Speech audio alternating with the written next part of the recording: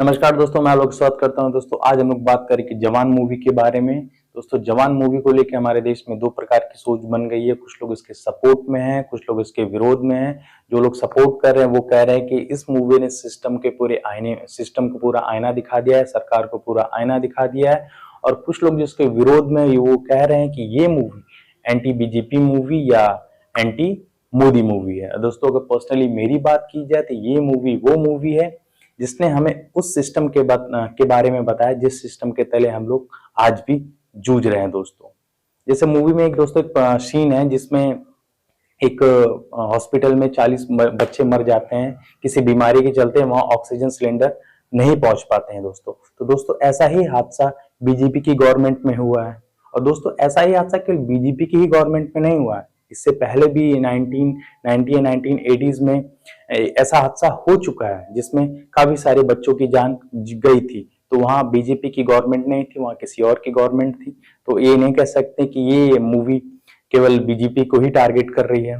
Movie में एक और सीन है दोस्तों जिसमें एक किसान जिसने ट्रैक्टर लिया होता है, ट्रैक्टर के लोन की वजह से, लोन न चुका जाने की वजह से लोन वाले उसे इतना परेशान कर देते हैं कि किसान को आत्महत्या करनी पड़ जाती है। दोस्तों तो ये कहने का मतलब मेरी ये है दोस्तों कि इस तरह की हत्या या इस तरह जो किसान जो आत्महत्या करते हैं इसी गवर्नमेंट में नहीं, इससे पहले की गवर्नमेंट में भी किसानों ने आत्महत्या की है। लेकिन हाँ, एक बात जरूर कहूंगा कि इस गवर्नमेंट ने जहां कहा था किसानों की आय को हम दुगना कर देंगे, किसानों के लिए कई सारे फायदे या कई सारे ऐसे नियम कानून बनाएंगे जिससे किसानों की आय दुगनी हो जाएगी, किसान खुशहाल रहेंगे, लेकिन ऐसा कुछ तो नहीं हुआ। क्योंकि दोस्तों इसी सरकार ने तीन ऐसे काले कानून किसानों पे थोप रहे थे जिससे किसानों की आय दुगनी क्या, किसानों की आय शून्य हो जाती।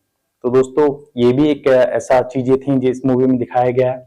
और दोस्तों इस मूवी में एक और सीन दिखाया गया है जिसमें एक सीन है जिसमें आर्म्स जो वेपन डील होती है उसके बारे में दिखाया गया है।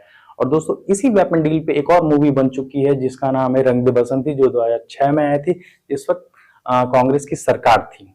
और इस जो रंग दे बसंती मूवी में ये दिखाया गया था कि किस तरह से जो कुछ गलत पार्ट या डुप्लीकेट पार्ट की वजह से जो एयरफोर्स के जवान होते हैं उनकी शहादत हो जाती है। क्योंकि वो जो पार्ट्स खराब होते हैं जिसकी वजह से पार्ट सही काम नहीं करते हैं, जिसकी वजह से एयरफोर्स के जो कुछ जवान हो जाते हैं वो शहीद हो जाते हैं। दोस्तों तो इसमें भी ऐसा ही कुछ प्लॉट दिखाया गया। तो दोस्तों उस वक्त ये मूवी जब आई थी तो उस वक्त जब उस मूवी ने किसी भी सरकार का विरोध, मतलब किसी भी सरकार को टारगेट नहीं किया, तो ये मूवी किसी सरकार को कैसे टारगेट कर सकती है।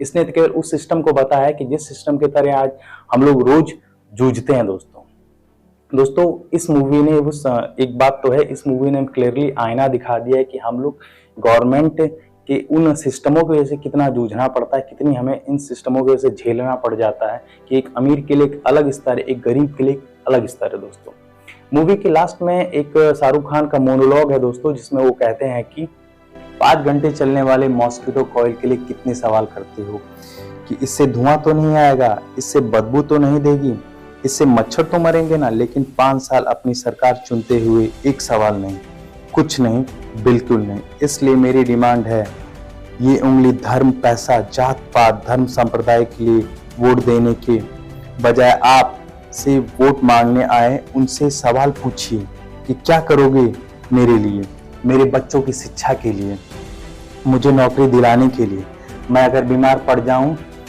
तो मेरे परिवार के लिए क्या करोगे, 5 साल तक मेरे देश को आगे बढ़ाने के लिए क्या करोगे।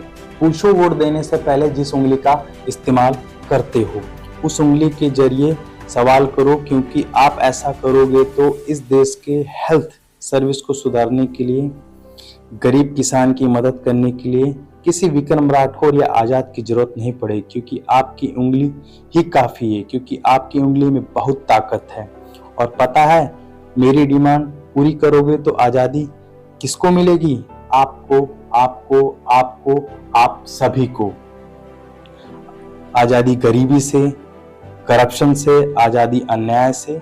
और दोस्तों यही मतलब शाहरुख खान की जो डायलॉग था, यही दोस्तों था मूवी में आखिरी डायलॉग। और दोस्तों ऐसा ही मिलता जुलता डायलॉग अरविंद केजरीवाल ने कुछ समय पहले या कुछ 6-7-8 महीने या साल भर पहले इस तरह का डायलॉग बोला था। दोस्तों इसका मतलब तो ये नहीं ना हो गया कि शाहरुख खान ने अरविंद केजरीवाल को देख के इस तरह का डायलॉग बोला, ऐसा तो कुछ नहीं होता। दोस्तों शाहरुख खान ने लास्ट में आम जनता से बात की है, उन्होंने ये कहा है कि जो आप उंगली से वोट देते हो, एक उंगली का जो वोट देते हो, तो आप जिसको वोट देते हो, चाहे अपने प्रधान को वोट देते हो, चाहे अपने महाप्रधान को वोट देते हो, चाहे अपने विधायक को देते हो, चाहे वो सांसद को देते हो, या फिर चाहे अपने प्रधानमंत्री तक का क्यों ना हो, वो सभी आपके हकों और आपके न्याय की बात क्यों नहीं करते?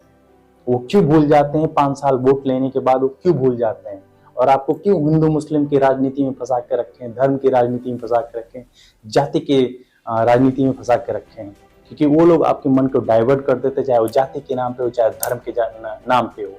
तो दोस्तों प्लीज, शाहरुख खान ने टारगेट केवल जनता को किया, जनता के उन अधिकारों के बारे में बात की कि जो 5 साल जो आप एक नेता को अपने चुन लेते हैं, और लेकिन वो 5 साल वो नेता आपको झांकने के लिए नहीं आता है, आपकी कठिनाइयों को देखने के नहीं आता है, अपनी तकलीफों को आपको देखने को नहीं आता, क्योंकि वोट पाने के बाद वो 5 साल बाद ही आपके पास नजर आता है। तो चलिए दोस्तों, वीडियो कैसा लगा?